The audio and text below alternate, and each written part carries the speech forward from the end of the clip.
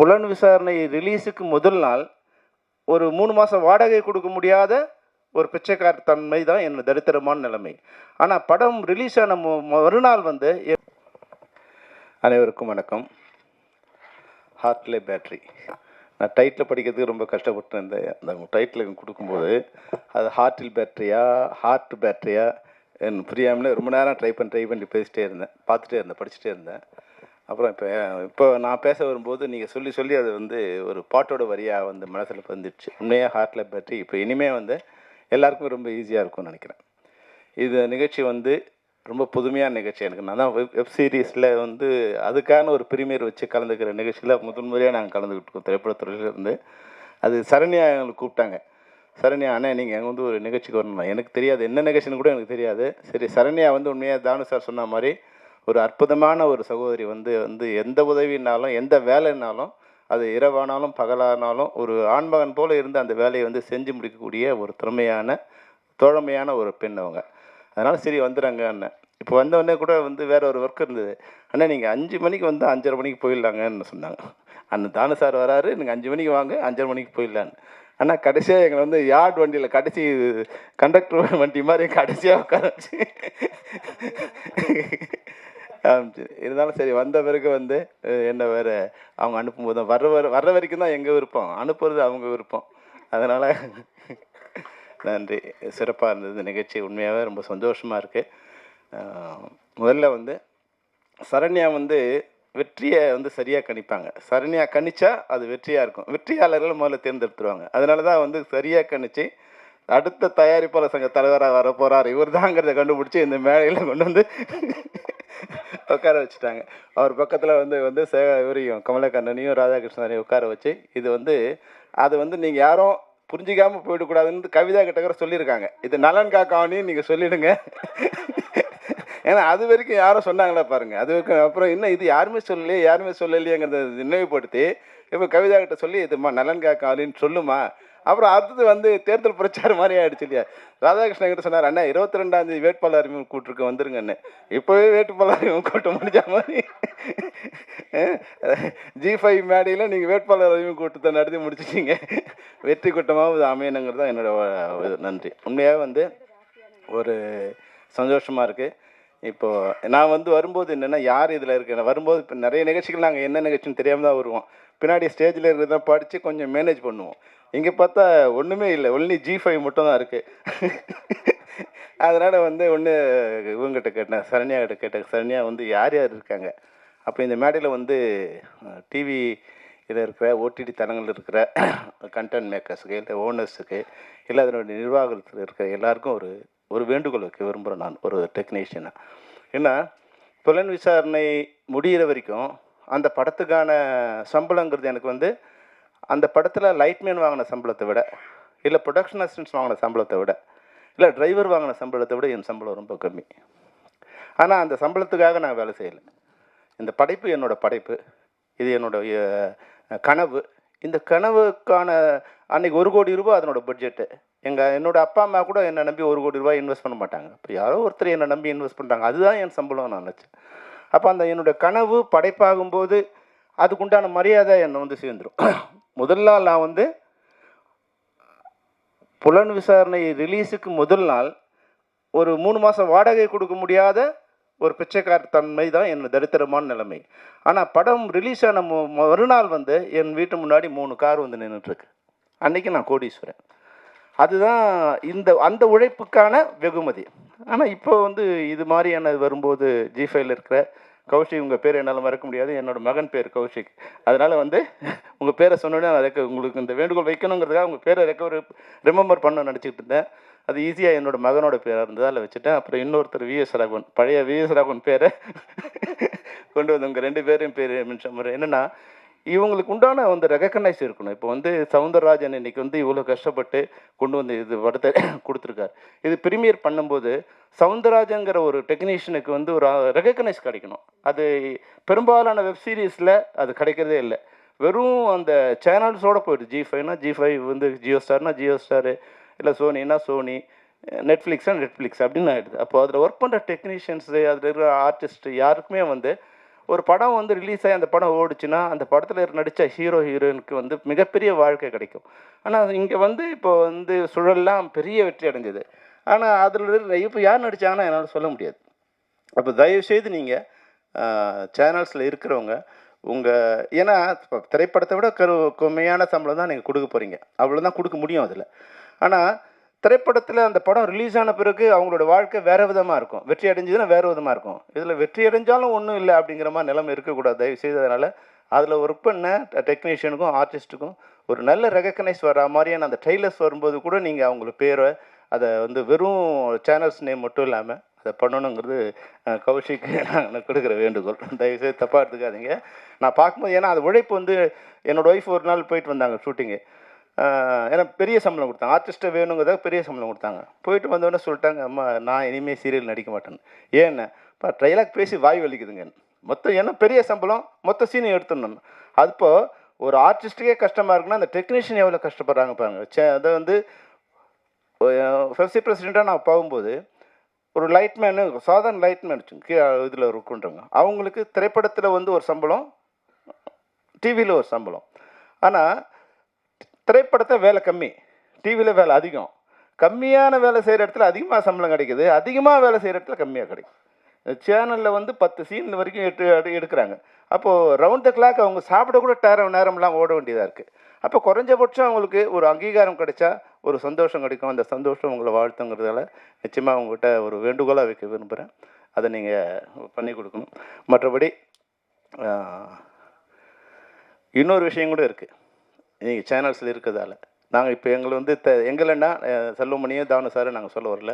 இன்றைக்கி வந்து திரைப்படத்துறையில் ஒரு அங்கீகாரம் பெற்ற எங்களை வரும்போது உங்களுக்கு ஒரு அங்கீகாரம் வந்து கிடைக்கிறதுக்காக எங்களை பயன்படுத்தலாம். இப்போ எங்களை மட்டும் இல்லாமல் திரைப்படத்துறையில் நாங்கள் கண்டுபிடிச்சி கொண்டு வந்த ஒரு ஆர்டிஸ்ட்டையோ ஒரு டெக்னீஷியனோ நீங்கள் வந்து பிரபலியமான இருக்கவங்கள பயன்படுத்திக்கிறீங்க.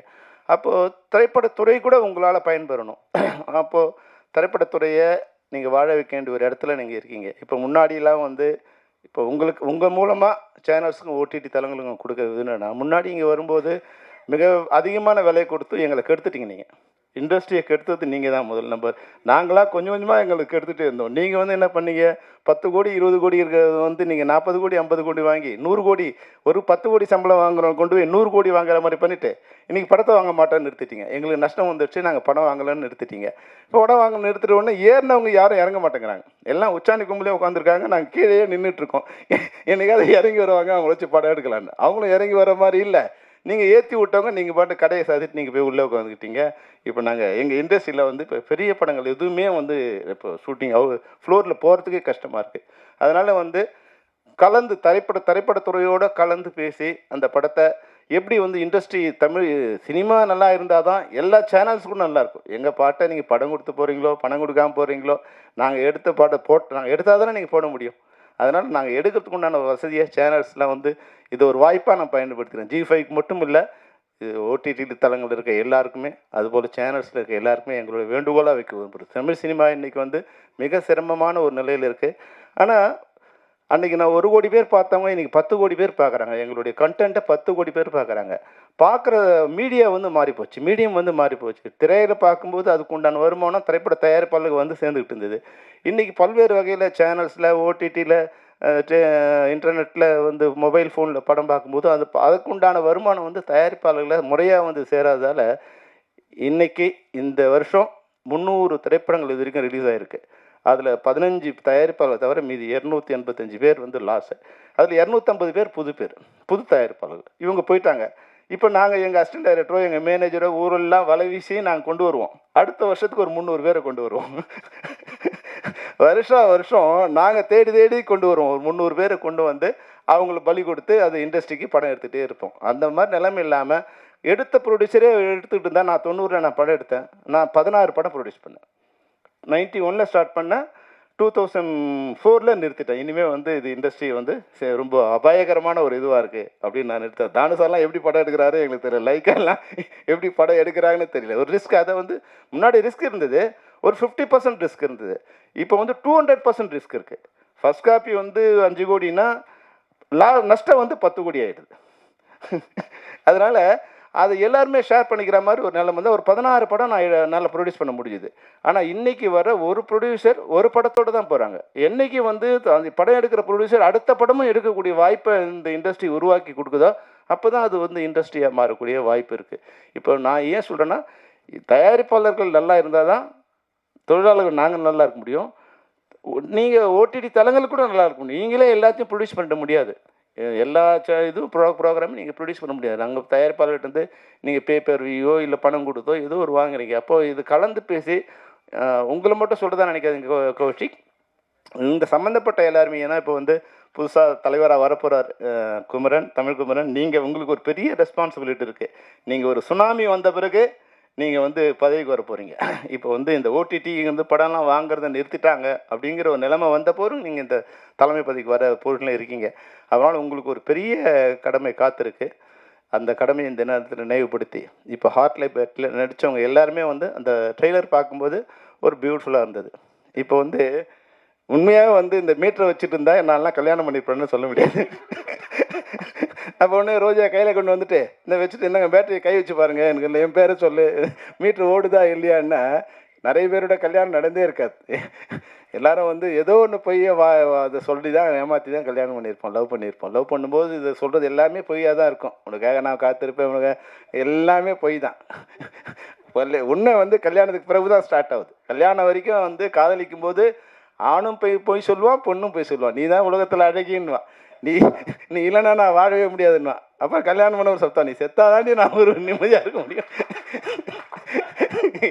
என்ன அதை வந்து அந்த மீட்ரு இருந்துருந்தால் வந்து கல்யாணத்துக்கு முன்னாடியே வந்து அந்த மீட்டரை வச்சு எவ்வளோ பர்சன்ட், 74%, சரி ஓகே பாஸு, 40% தான் இருக்கா, வந்து ஆவரேஜாக இருக்குது வச்சுக்க, நீ அடுத்த ஆளை பார்க்குறேன் நான், அவன் 50% வருது, குறைஞ்சபட்சம் 50% வருதான்னு பார்த்துருக்கலாம். நீங்கள் வந்து அதாவது சிவானி இந்த பேட்டரியை வந்து கொஞ்ச நாள் முன்னாடி கண்டுபிடிச்சிருந்தா நிறைய கல்யாணம் இன்னும் போயிருந்திருக்கும்.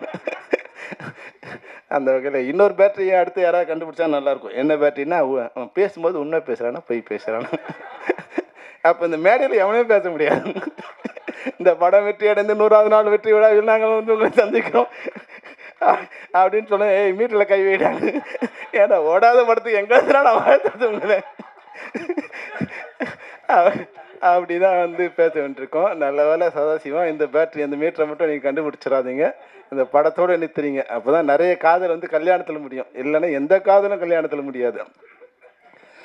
ரொம்ப அழகாக வந்து படிச்சிருக்கீங்க. அப்புறம் வந்து ஹீரோயின் பேரை நிறைய தடவை ரிப்பீட் பண்ணி சொல்லணும்னு நினச்சா சொல்ல முடியல. பாடினியா பாட்டினியா இல்லை பாடினியா அப்படின்னு. Very good. அது மாதிரி வந்து குரு வந்து நல்லா பேசினார், தன்னுடைய சகாக்கழகாவும் பேசினார்.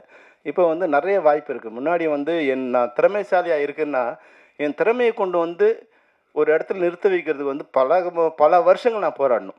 ஏன்னா ஒரே ஒரு டோர் தான் இருந்தது. அப்போ நான் வந்து அந்த டோரில் நின்று அவங்க வெளியே வராங்களா இல்லை டோர் திறக்குதா, நான் உள்ளே போய் எப்போ சொல்கிறதுன்னு. ஆனால் இன்றைக்கி அப்படி இல்லை. இன்றைக்கி வந்து சோஷியல் மீடியாவில் ஒரு ஹீரோயின் வேணும், அவள் அழகாக இருக்கா திறமையாக இருக்கான்னு ஜஸ்ட் ஒரு 30 செகண்ட்ஸுக்கு வந்து ஒரு போட்டுட்டா இந்த பொண்ணு யாருன்னு தேட வேண்டிய நிலையை அந்த பொண்ணை ஏற்படுத்த முடியும்.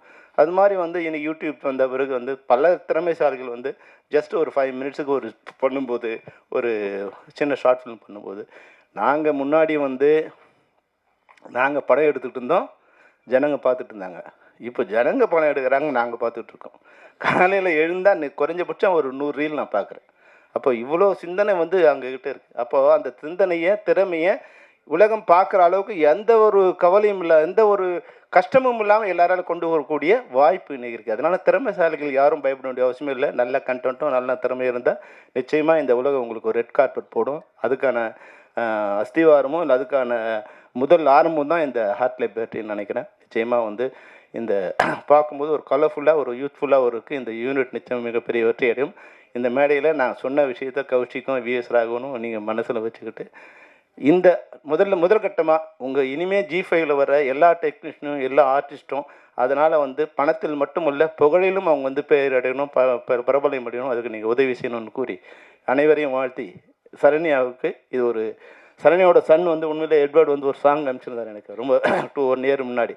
ஃபென்டாஸ்டிக்காக இருந்தது. யாருன்னு கேட்டேன், என்னோட சன்னு சார்னார். உண்மையாக எட்வர்ட், யூ டெஃபினட்டாக நீ வந்து மிகப்பெரிய ஒரு மியூசிக் டைரக்டராக வருவேன். இந்த மேடையில் உன்னையும் வாழ்த்து விடைபெறுகிறேன். நன்றி, வணக்கம்.